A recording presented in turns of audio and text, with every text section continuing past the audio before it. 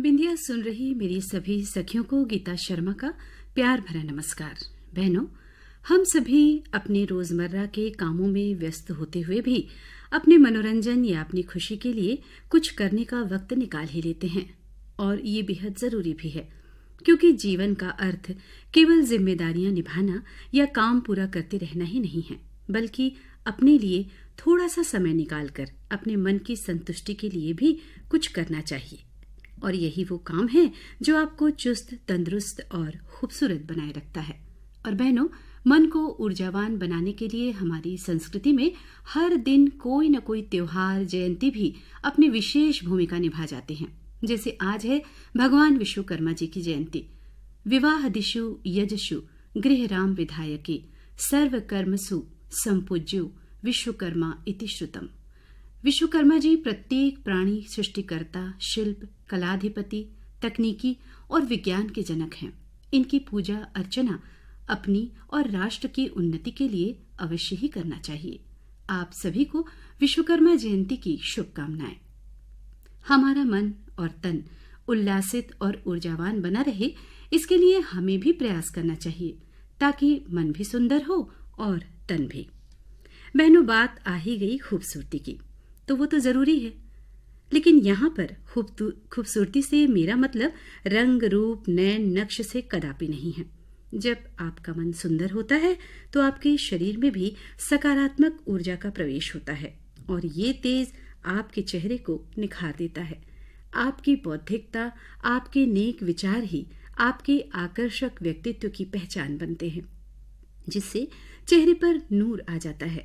स्वस्थ जीवन शैली, पौष्टिक भोजन, समय पर सोना और जागना, शायद खूबसूरती के लिए इनसे बेहतर और कोई टिप्स हो ही नहीं सकते।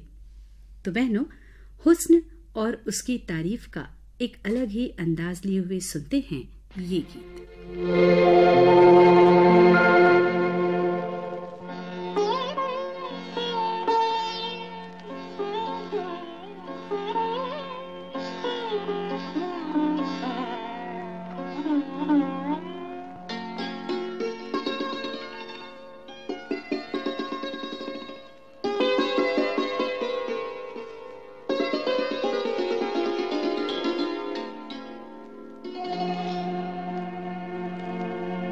तेरे हुस्न की क्या तारीफ करूं, कुछ कहते हुए भी डरता हूँ। कहीं भूल से तू न समझ बैठे कि मैं तुझसे मोहब्बत करता हूँ।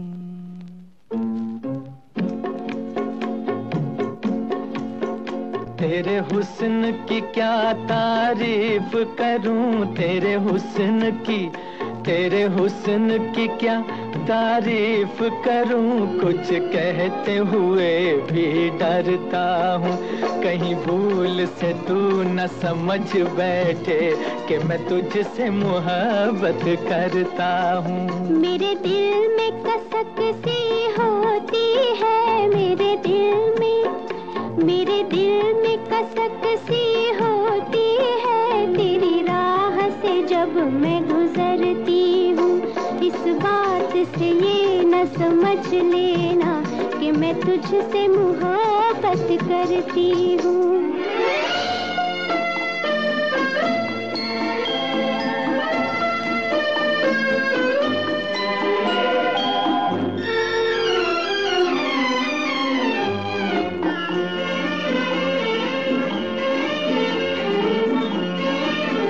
तेरी बात में गीतों की सरगम, तेरी चाल में पायल की छम छम।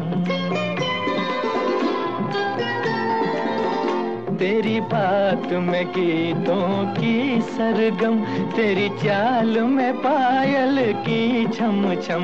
कोई देख ले तुझको एक नजर, कोई देख देख ले तुझको एक नजर, मर जाए तेरी आंखों की कसम। मैं भी हूँ अजब एक दीवाना, मरता हूँ न आहें भरता हूँ। कहीं भूल से तू न समझ बैठे कि मैं तुझसे मोहब्बत करता हूँ।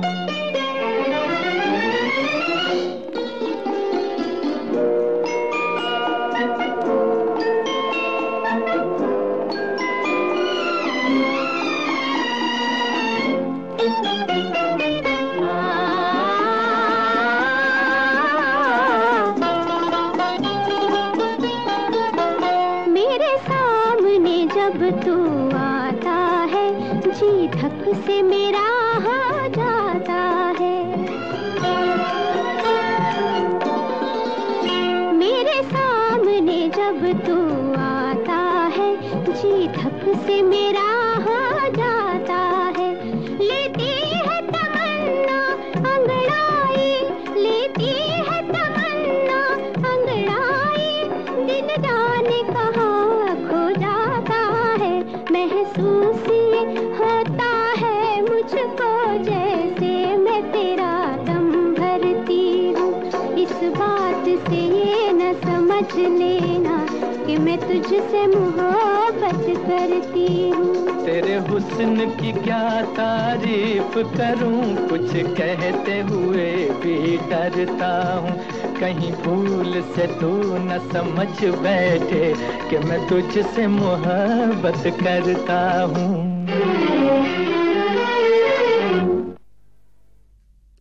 लता मंगेशकर और मोहम्मद रफ़ी के युगल स्वरों में ये गीत था फिल्म लीडर से। गीत शकील बदायूनी का और संगीत दिया था नौशाद ने। बहनों, चाहे कोई भी विषय हो, एक ही विषय पर हम सभी अपने स्वतंत्र विचारों को लेकर अपना मत रख सकते हैं, है ना? और इस तरह से की गई चर्चा कहलाती है परिचर्चा। तो आज क्रम परिचर्चा में सुनिए भौतिकता की होड़ में नित्यता एक अंकुश। इस विषय पर बातचीत में भाग ले रही हैं डॉक्टर सरिता चौधरी, अलका उप्पल और पूर्णिमा शुक्ला।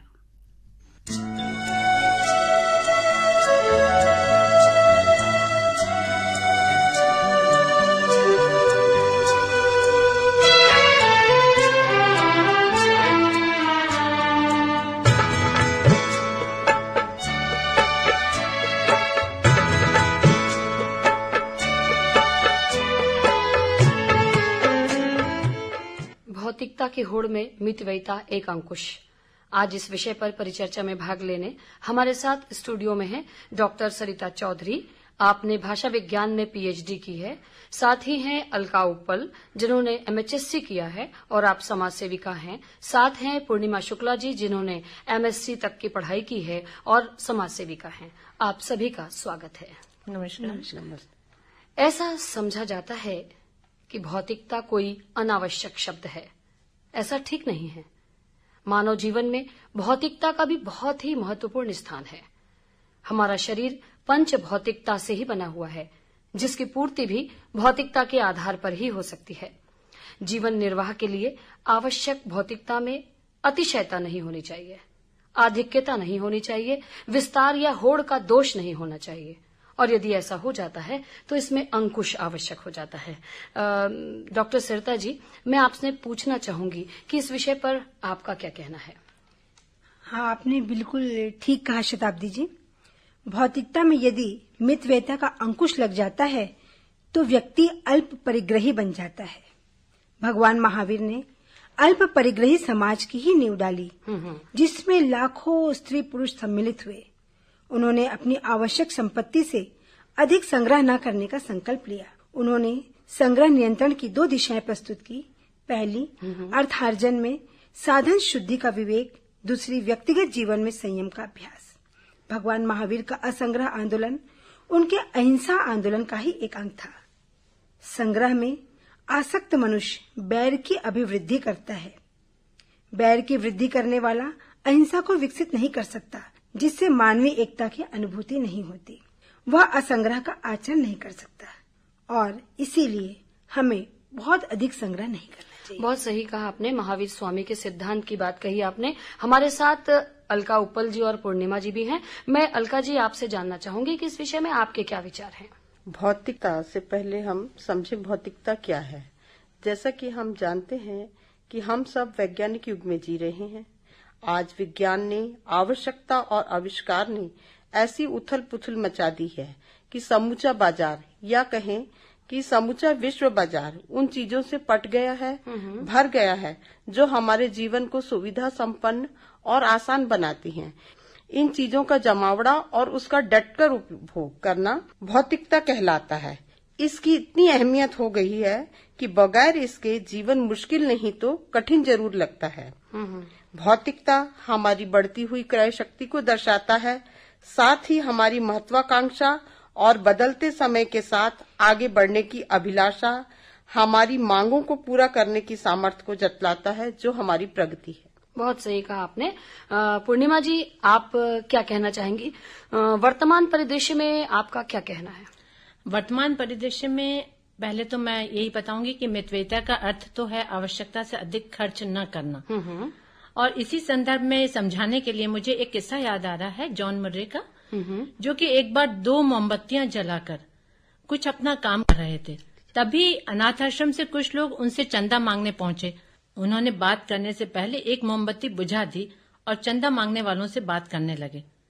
पर चंदा मांगने वालों ने सोचा कि अरे ये क्या चंदा देंगे, ये तो बड़े कंजूस लग रहे हैं। पर बाद में उन्हें बहुत आश्चर्य हुआ जब उन्होंने सबसे ज्यादा चंदा दिया। और फिर अनाथ आश्रम वालों ने जॉन मुर्रे से उस मोमबत्ती को बुझाने का कारण जानना चाहा, तो उन्होंने कहा ये कंजूसी नहीं है, मितव्ययिता है। फिजूल खर्च में कटौती करके हम उससे दूसरों की मदद कर सकते हैं। और हमारे पूर्वज भी शताब्दी जी यही कह गए हैं। पर आजकल तो बच्चों ने ठान रखी है कि जो बुजुर्ग कह गए वो उन्हें नहीं करना है। जी जी जी। लेकिन उसमें भी हम लोगों का कुछ दायित्व होता है कि बच्चों को हम ये बताएं कि मितव्ययिता क्या है। कई बार तो बच्चे पूछते हैं मितव्ययिता शब्द का अर्थ क्या है। तो इसी पर हम आगे बढ़ते हैं और अलका जी आपसे हम जानना चाहेंगे कि ऐसा क्या किया जाए कि इसका समाधान हमें मिल जाए। इन सब का समाधान तो हमें स्वयं ही निकालना है। हाँ। सबसे पहले तो मैं ये बताना चाहूंगी कि हमें आत्मनियंत्रण रखना है। बाहरी चकाचौंध के बजाय आंतरिक गुणों को विकसित करें। बहुत सही। बाजारवाद को समझें कि बाजार हमारी जेबें खाली कराकर हमें इन वस्तुओं का गुलाम बना लेता है। अपना आत्मविश्वास बनाए रखें, सकारात्मक सोच रखें और हमेशा हम आत्मविश्लेषण करते रहें, न कि अंधा अनुकरण करें। कुछ समय अपने लिए निकालें और हम देखें कि हम इन चीजों के बगैर रह सकते हैं या नहीं। योग ध्यान से जुड़ें ताकि तनाव, कुंठा इत्यादि से हम दूर रहें। समाज के पिछड़े वर्ग को मुख्य धारा से जोड़ने के लिए कार्य करें। उससे हमारा व्यक्तित्व विकसित तो होगा ही, साथ ही हम समाज के प्रति भी विशेष कर्तव्य अपने निभाकर अपने निजता को भी हम बरकरार रखेंगे और समाज को आगे बढ़ने की जिम्मेदारी। बहुत सही कहा आपने। जैसा आपने कहा कि उत्कृष्टता का ध्यान रखना चाहिए, है ना, बाजारवाद से हमें प्रभावित नहीं होना चाहिए। तो मैं यही कहना चाहूंगी कि थोड़ा हो पर उत्कृष्ट हो के सिद्धांत यानी मितव्ययिता को हमें अपनाना होगा। वेदों पुराणों की वाणी अगर हम देखें, जैन दर्शन का अपरिग्रह, महात्मा गांधी का दर्शन भी हमें सिखाता है कि आवश्यकता से अधिक संचय हमें नहीं करना चाहिए। खाओ पियो और मौज करो का सिद्धांत या फिर चारवाक दर्शन की जो मान्यताएं हैं, जिनके अनुसार कहा जाता था कि उधार लेकर भी यदि घी पीना पड़े तो पियो, ये सब जो सिद्धांत हैं, ये जो विचार हैं, ये मनुष्य को अशांति ही प्रदान करते हैं और भोगवाद की ओर हमें अग्रसर करते हैं, हमें ईर्ष्यालु बनाते हैं, चिंतित और उपेक्षित बना देते हैं। सरिता जी, मैं आपसे जानना चाहूंगी कि इस प्रकार के जो प्रभाव हमारे जीवन पे पड़ते हैं भौतिकता की होड़ से, तो इसके लिए क्या किया जाना चाहिए? आपने बिल्कुल ठीक कहा शताब्दी जी।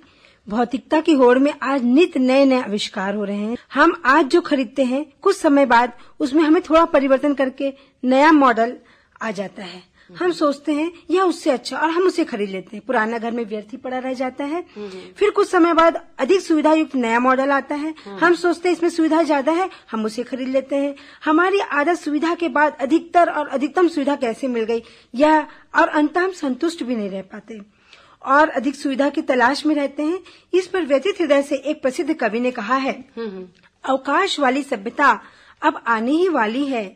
आदमी खाएगा पिएगा और मस्त रहेगा। क्या बात है। अभाव उसे किसी और का नहीं, अभाव उसे किसी और का नहीं, काम का रहेगा।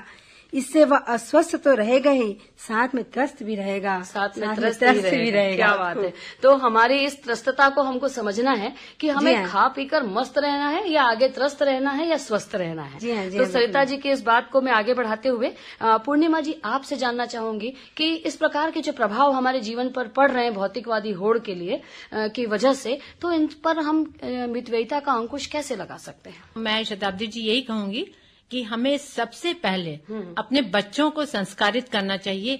इस बात के लिए उनको पुरानी कहानियां, दादी नानी की कहानियां सुनानी चाहिए, शास्त्रों में लिखी हुई बातें बतानी चाहिए कि चाहे भूखा रह लो पर कर्ज न लो, और इस तरह की बातें बच्चों को पुरानी स्टोरीज के थ्रू हमें समझानी चाहिए। धन कमाने में जितनी बुद्धि की आवश्यकता होती है उससे कई गुना बुद्धिमत्ता उसके व्यय के औचित्य का निर्धारण करते समय लगानी चाहिए। धन कमाने में न तो उपेक्षा बरतनी चाहिए और न ही धन कमाने में अनीति बरतनी चाहिए। अच्छा, और न ही फिजूल खर्ची करना चाहिए। खर्च करने में हमेशा सादगी बरतना चाहिए, और हर समय आपके साथ बच्चे शॉपिंग के समय वो रहते हैं, और बच्चे और फिर वो कहते हैं कि मांग करते हैं कि भाई मॉल में नहीं, ये फैशन चला गया ये लो, ये फैशन चला गया ये लो। तो उनको बच्चों को अच्छे से समझाना चाहिए। कंपनीज की ओर भी बच्चे बहुत आकर्षित बढ़ते जा रहा है। महात्मा गांधी, महावीर स्वामी का जैसा शताब्दी जी ने उदाहरण दिए, उनको पुरानी कहानियों के माध्यम से उनको उनके दिमाग में ये आज तो आप तो दुकानों में जाइए, वहाँ आप महंगे से महंगा इतना आकर्षक चीज लगती है कि ऐसा लगता है हम खरीद लें। और जब उसको खरीदते हैं तो थोड़े दिन बाद वो खराब होने लगती है, और जब दुकानदार से पूछो तो वो पहले ही दुकान में लिखा रहता है कि फैशन के युग में गारंटी की उम्मीद ना करें, टिकाऊ की उम्मीद ना करें। बहुत सही बात। क्या हुआ, पिछले दीपावली में मैंने एक साड़ी खरीदी थी। जब एक साल कुछ दिनों यूज करने के बाद मैंने जब उसे ड्राईक्लीन में दी, तब उसका वो फेड होने लगी और उसका जो वर्क था वो भी कम होने लगा। मैंने उनसे कहा कि भाई ये तो खराब हो गई, तो उन्होंने कहा नई साड़ी ले जाइए, अभी तो वैसे भी ये आउट ऑफ फैशन हो गई, नेट की साड़ी फैशन में आप वो खरीद लीजिए। मैंने कहा इस साड़ी का क्या करूं? तो उसने कहा मैम हमने तो पहले ही लिख दिया कि फैशन के युग में गारंटी की उम्मीद ना करें, और मैम वैसे भी आपने एक साल पहन लिया बहुत है। और ऐसे ही आजकल हर क्षेत्र में अफवाह होते जा रहा है। मेरी मम्मी की शादी को 47 साल हो गए, वो अभी भी कभी कभार अपनी वो साड़ियां पहन लेती हैं, जबकि हम एक साल की साड़ी को अभी पहनने में कतराते हैं। बिल्कुल, तो यही अभ्यता है, और हम लोग सोचते भी नहीं, और कितनी भी महंगी साड़ी हो, कितनी भी महंगी वस्तु हम खरीद लेते हैं। भौतिकता की अंधी होड़ का दुष्परिणाम भी फिर हमारे जीवन में देखने को मिलता है, और नई पीढ़ी में तो और अधिक ये दुष्परिणाम देखने को मिलता है। बिल्कुल सही बात है। नई पीढ़ी को निराशा और मानसिक तनाव होने लगा है इस प्रकार की जो होड़ है उसको देखते हुए। मेरे दोस्त के पास एक गाड़ी है तो मेरे पास उससे महंगी गाड़ी होनी चाहिए। मेरे दोस्त के घर में तो हर कमरे में टीवी लगी हुई है, टेलीविजन है, तो सुविधा है, तो मेरे पास भी होनी चाहिए। अलका जी आप क्या कहेंगे इस संबंध में? शताब्दी जी, भौतिकता दैनिक जीवन पर इतनी हावी हो गई है कि हमारे परिवार के हर सदस्य के लिए अलग अलग कमरे, टीवी व गाड़ी का इंतजाम करते हैं और निजता की दुहाई देते हैं, जो गलत है। परिवार के सदस्यों के लिए अलग अलग टीवी से उनमें एक साथ मिलजुल कर रहने की आदत नहीं पड़ती, ना ही उनको एडजस्ट करना आता है, ना शेयर। सब अपना मनमाना प्रोग्राम देखते हैं और अहम का विकास उनमें हो जाता है। इसी तरह अलग अलग गाड़ी होने से तेरा मेरा यानी स्वार्थता बढ़ती है। अपने हिसाब से चलने की आदत, सड़क में यातायात का दबाव, ऊर्जा संसाधन की खपत में बढ़ोतरी, जो हर दृष्टि से अनुचित है। बिल्कुल सही। इसी तरह सब अपने मन का खाते हैं, अपने मन का बनवाएंगे, जो एक तरह से मनमानी का प्रतीक है। घर के हर सदस्य की रुचि का हर वक्त खाना बने, इससे व्यक्तिगत तौर पे तो सदस्य संतुष्ट हो जाता है, परंतु गृहिणी के मानसिक श्रम व शक्ति की कल्पना हम कर सकते हैं। साथ ही बजट भी बिगड़ता है और खाने का बहुत ज्यादा व्यय होता है, जो अनुचित है, और मोटापा भी बढ़ता है। जी जी जी। अंधानुकरण के इस युग में हम लोग बिल्कुल सोचते नहीं है, और जो हमारी प्राचीन भारतीय सांस्कृतिक मूल्य थे जिनके आधार पर हम अपना जीवन यापन करते थे, उसके हम बलि चढ़ाए जा रहे हैं, और बिल्कुल हम इसके प्रति सचेत नहीं है। जैसा आपने कवि का जिक्र भी किया था कि उन्होंने कहा कि अगर हम अभी ध्यान नहीं देंगे तो फिर आने वाले समय में हम अस्वस्थ रहेंगे। मैं एक बात कहना चाहूंगी, स्वामी विवेकानंद ने भी कहा था कि ध्यान रखो, यदि तुम आध्यात्मिकता का त्याग कर दोगे और इसे एक ओर रखकर भौतिकवादी सभ्यता के पीछे भागने लगोगे तो तुम्हारा अब तक का संपूर्ण गौरव समाप्त हो जाएगा। राष्ट्र की सुदृढ़ नींव जिस पर इसका निर्माण हुआ है पतन के गहरे गर्त में चली जाएगी। बहुत तो बिल्कुल इस प्रकार की अगर हम सचेत हम समाज को नहीं करेंगे तो निश्चित रूप से देखिएगा कि हम कहीं न कहीं किसी अंधी होड़ में चले जाएंगे। ठीक उसी तरह जैसे कि आकाश से एक लंबी रस्सी टंगी है और उस पर असंख्य लोग चढ़ चढ़ कर ऊपर की ओर जा रहे हैं और हर नीचे वाला ऊपर से पूछ रहा है हम कहाँ जा रहे हैं, लेकिन सबको उत्तर मिलता है नहीं मालूम। इस नहीं मालूम की दौड़ में हम सब भौतिकता की होड़ में भागे जा रहे हैं और निश्चित रूप से इस समय हमें मितव्ययिता रूपी अंकुश को अपने हाथ में रखना होगा और इस प्रकार की भौतिकता की होड़ से अपने आप को बचाना होगा। स्थिरता, प्रसन्नता, सदाशयता, धर्मपरायणता, कर्तव्यपरायणता को समझना होगा। भौतिकता की होड़ में मितव्ययिता के एक अंकुश से जीवन को संभालना होगा। मेरा बस इतना ही कहना है, मेरा मकसद नहीं है तरक्की से रोकना तुमको, मगर राहे तरक्की से पहले है सोचना।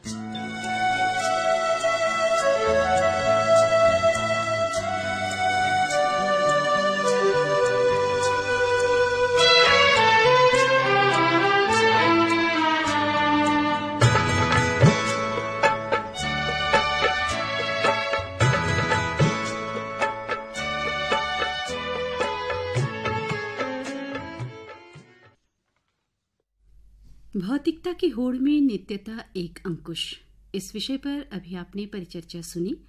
इसमें भाग लिया था डॉक्टर सरिता चौधरी, अलका उप्पल और पूर्णिमा शुक्ला ने।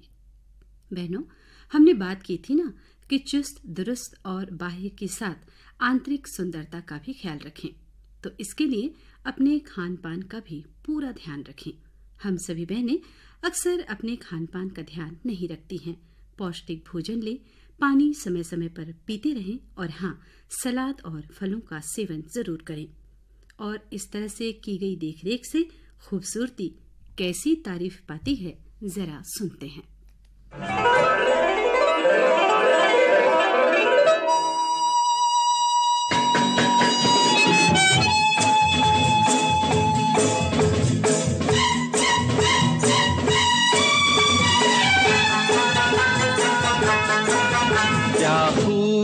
लगती हो, बड़ी सुंदर दिखती हो, क्या खूब लगती हो, बड़ी सुंदर दिखती हो।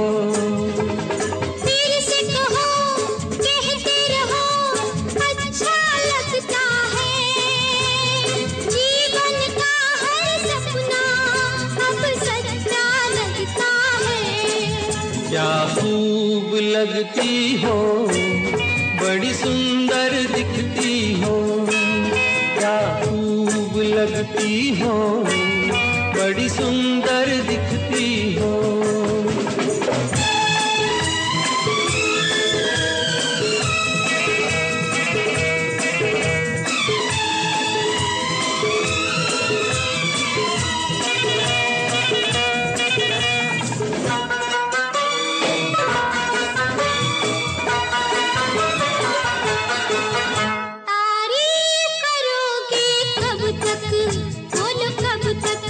मेरे सीने में सांस रहेगी जब तक,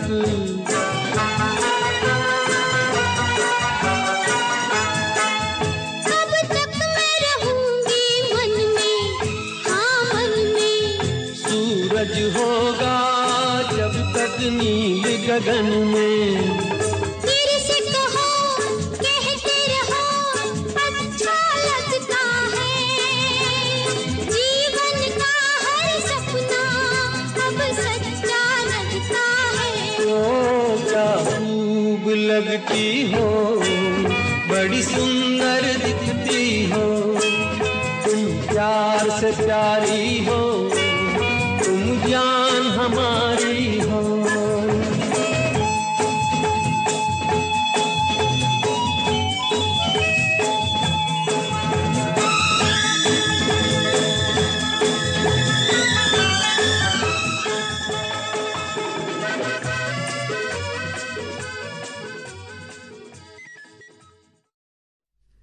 मुकेश और कंचन के स्वरों से सजा ये गीत था फिल्म धर्मात्मा से। गीत इंदिवर का था और संगीत था कल्याण जी आनंद जी का। बहनों, पौष्टिकता का ख्याल रखते हुए अपना आहार तैयार करें। बच्चों के लिए कुछ खास आहार जैसे उसमें गेहूं, वनस्पति तेल, ब्राउन राइस, आलू, शकरकंद और केले को जरूर शामिल करें, क्योंकि इसमें मौजूद कार्बोहाइड्रेट्स और वसा बच्चों की ऊर्जा की जरूरत को पूरी करता है। और अब सुनते हैं ये गीत।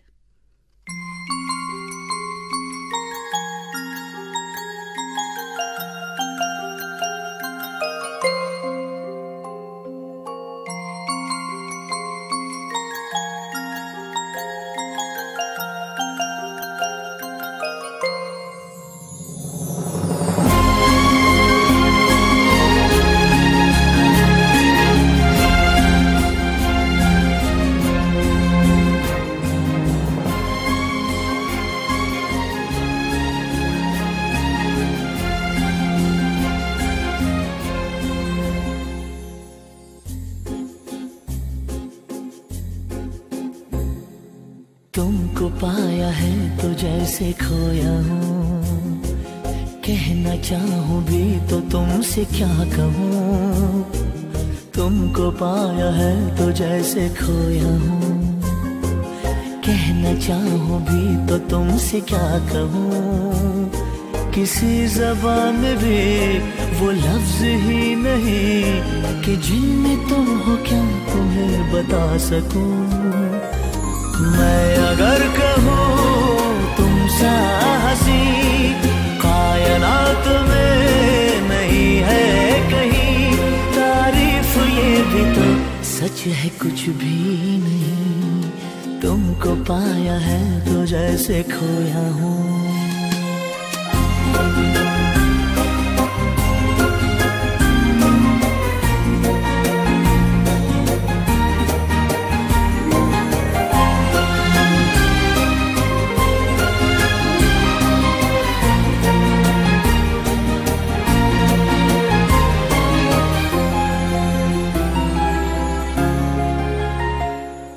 शोखियों में डूबी ये अदाएं चेहरे से झलकी हुई है, जुल्फों की घनी घनी घटाएं शान से ढलकी हुई है।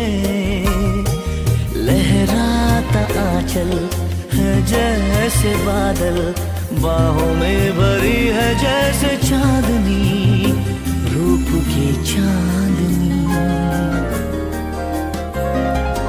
मैं अगर कहूँ ये दिलकशी है नहीं कहीं न होगी कभी, तारीफ ये भी तो सच है कुछ भी नहीं। तुमको पाया है तो जैसे खोया हूँ।